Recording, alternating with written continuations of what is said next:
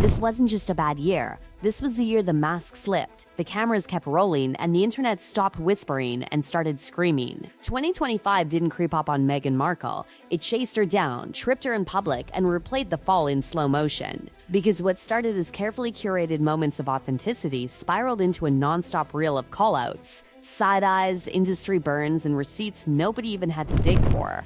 This isn't about one mistake. This is about a pattern, loud, messy, and impossible to ignore. It all kicked off on New Year's Day. Fresh year, fresh start, right? Meghan hits the beach, writes 2025 in the sand, smiles like the future is glowing. A moment meant to scream new beginnings. Except, the internet zoomed in. And there it was. Old takes. Multiple attempts. Ghost numbers still etched in the sand like footprints at a crime scene. Authenticity rehearsed. The comments turned feral. And just like that, comments off.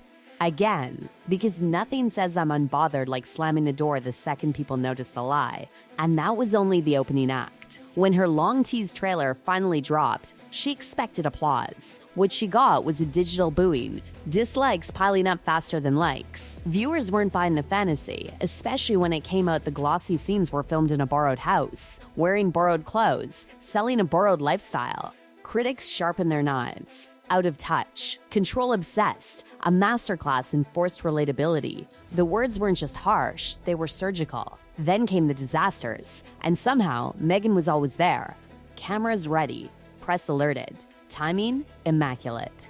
Actress Justine Bateman didn't even bother sugarcoating it, calling Meghan and Harry ambulance chasers and disaster tourists. Fox News crowned her Mother Meghan of Montecito. The narrative stuck. No disaster, no Meghan. The silence spoke louder than any press release ever could. Behind the scenes, the whispers were worse. During her Spotify era, staff allegedly had a nickname for her, Eva. Not cute, not flattering. A warning. Pulled from a 1950s drama queen archetype known for manipulation and emotional exhaustion. Eva meant brace yourself. Mood swings incoming. And the most delicious detail? Sources say Meghan had no idea, which somehow made it all even messier. Then Vanity Fair detonated the illusion. The truth bomb landed hard. That flashy Netflix deal, not the legendary $100 million fairy tale it was sold as. Harry's finances? Reportedly stretched thin enough that he considered a podcast about sociopaths. And Meghan? Described as so difficult to work with that collaborators allegedly needed therapy appointments just to survive the experience. The article didn't just bruise, it scorched. Deals followed. And then collapsed. A rumored $20 million book deal with Penguin Random House quietly evaporated. No announcement, no launch, just gone. Another promise that never made it past the press cycle. Even Netflix fatigue set in. John Mulaney openly mocked the situation, pointing out that Meghan somehow broke records for receiving massive funding without a plan. The plan apparently was to turn on a camera and declare herself a chef while committing every kitchen sin imaginable. And then Harry's own friend turned on the lights. Jack Whitehall didn't hold back, revealing how Harry's friendships dissolved the moment Meghan entered the picture. Friends phased out, circles tightened, everything revolving around her. The love story suddenly sounded a lot more like a takeover. PR stunts get sloppier. The Telegraph dragged her Instagram moment where she spotlighted getting a Billie Eilish shirt for a teenage wildfire victim.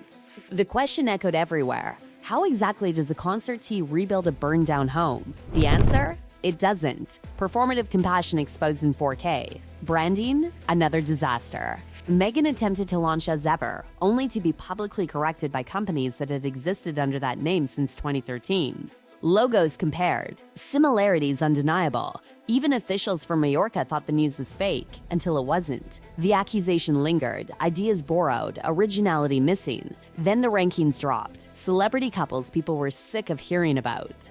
Number 1. Unmoving, untouchable in its irritation, Harry and Meghan. Not trending, not beloved, just exhausting.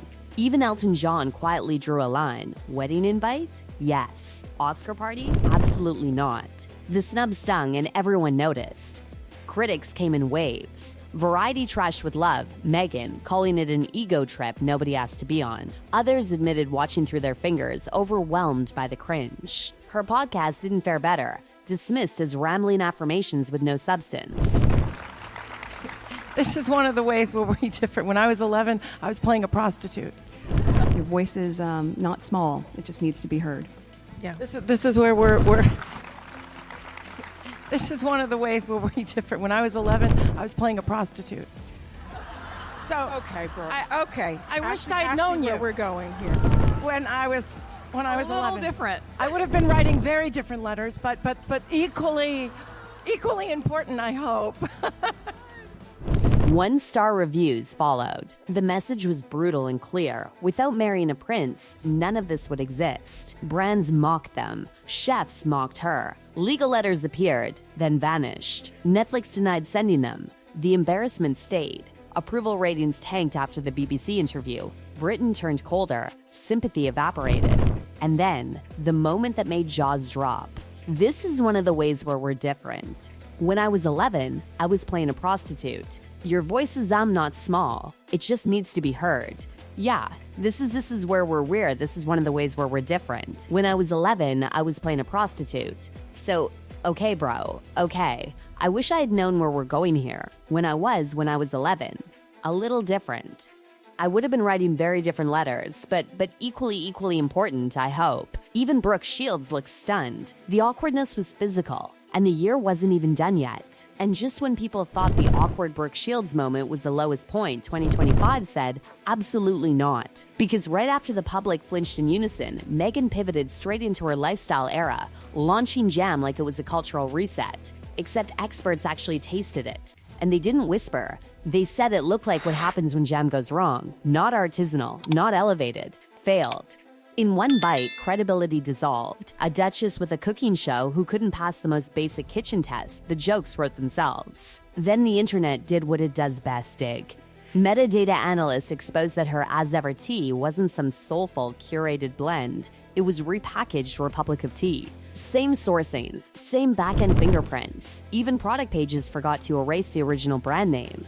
Flour sprinkles included. The illusion cracked wide open. Originality wasn't missing, it was never there. Behind the scenes, staff turnover turned into a revolving door. Employees vanished before the public even learned their names. Reports painted the same picture over and over. Impossible expectations, emotional whiplash, no longevity. Milk, people joked, lasted longer in her fridge than her staff did on payroll. And then Netflix, the platform that once bet big, went quiet. With Love, Meghan didn't just flop, it face-planted. It couldn't crack Netflix's top 300. IMDb dragged it to a 3.2. Rotten Tomatoes left it bruised at 36%. The contract tied to it expired and didn't get renewed. No farewell announcement, no celebration, just a quiet door closing. Martha Stewart didn't even need to raise her voice. One comment was enough. She questioned whether Meghan knew what she was talking about and stressed the importance of authenticity, a word that had become Meghan's greatest weakness. The subtext screamed louder than the quote. When news broke that the Netflix deal had been downgraded, the silence around numbers said everything. No million-dollar headlines, no victory lap, just whispers that the continuation came only after desperate pleading. The contrast with their original deal was impossible to miss. Even former allies turned. Catherine Ryan, once a vocal supporter, publicly admitted she'd been fooled. She joked that when Meghan says good morning, you should check the clock because it might already be evening. Effortless lying, she said. Casual, practiced. Then came Bloomberg, a platform, no interruptions, total freedom to speak. And yet nothing of substance came out. Buzzwords replaced answers, anchored in your own knowing. Vague, circular, empty. When pressed, dodged. For someone who claimed to be silenced, the moment she had the mic, she chose noise over truth. Her obsession with royalty only deepened. She doubled down on titles while insisting she'd walked away from royal life. On her failed cooking show, she corrected Mindy Kaling she wasn't Meghan Markle anymore. She was Sussex. During another shoot, she demanded to be introduced as Duchess of Sussex to a room of 3 people. The irony was almost poetic. Paris Fashion Week didn't help. Her walk was mocked as exaggerated Zoolander-level slow motion. Claims of closeness to designers unraveled. She giggled when a model tripped. The fashion world noticed and didn't forget. Then came the real, feet up. Riding through the Paris tunnel where Princess Diana died, posted casually. The backlash was instant and brutal. People accused her of exploiting tragedy for attention, of crossing lines no one else would dare touch. The word disrespectful didn't feel strong enough. At a Dodgers game, she wore full team gear, reopening old wounds from when she once wore a rival team's hat, and later updated IMDb to list herself as a spectator, something no other celebrity bothered to do. The need to be documented, categorized, centered, relentless. The humanitarian award announcement landed with a thud.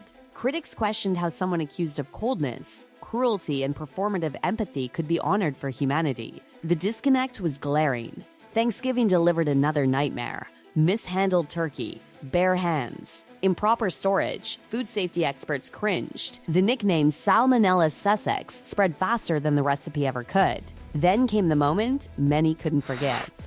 Her father, Thomas Markle, underwent an emergency leg amputation. No visit, no call, no financial help. Days later, after backlash exploded, a letter was reportedly delivered via the U.S. Embassy. No Zoom. No compassion. The conclusion online was brutal and unanimous. Financial forums exposed RQL's numbers. Millions spent, less than $1 million given. Shortly after, a press release announced a pivot to a new sponsorship model featuring their children. Business before boundaries. Always. Newsweek piled on, branding Meghan a lifestyle influencer with some of the worst reviews online. Article after article echoed the same complaints. Forced charm, zero authenticity, endless misses. The word fired became almost synonymous. Meredith Maines, their 11th publicist in 5 years, quit. The executive director of RQL followed. Page 6 called the brand in peril. Everyone was upset. Royal bridges burned. Hollywood patience gone. Sympathy extinct. Even their hyped parent network page, launched with grand promises, quietly died. No updates, no explanation, just another inflated vision collapsing under its own weight. By the end of 2025, the narrative was locked in.